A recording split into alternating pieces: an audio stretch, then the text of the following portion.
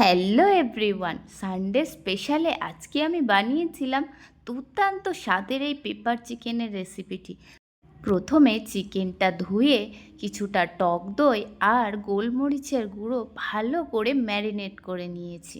আর নিয়েছি আলু টুকরো করে, টমেটো, পেঁয়াজ, কাঁচা লঙ্কা আর আদা রসুন। কড়াইয়ে তেল দিয়ে সামান্য হলুদ দিয়ে আলুগুলো বেশ লাল লাল করে ভেজে তুলে নেব। কিছুটা তেল অ্যাড করে দেব গোটা গরম মশলা আর পেঁয়াজ কুচি। কিছুক্ষণ ভেজে দেব স্বাদ মতো নুন।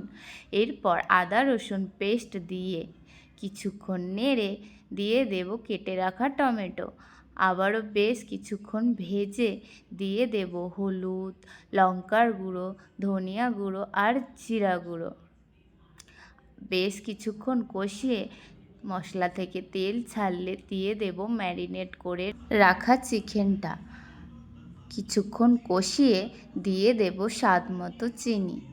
আবারও বেশ কিছুক্ষণ কষিয়ে মাংস থেকে তেল ছাড়লে চেরা কাঁচা লঙ্কা আর ভেজে রাখা আলু দিয়ে আবারও কিছুক্ষণ কষিয়ে দিয়ে দেব জল।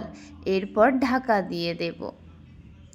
ঢাকনা খুলে ফুটে গেলে ধনেপাতা কুচি দিয়ে দেব গরম মশলা।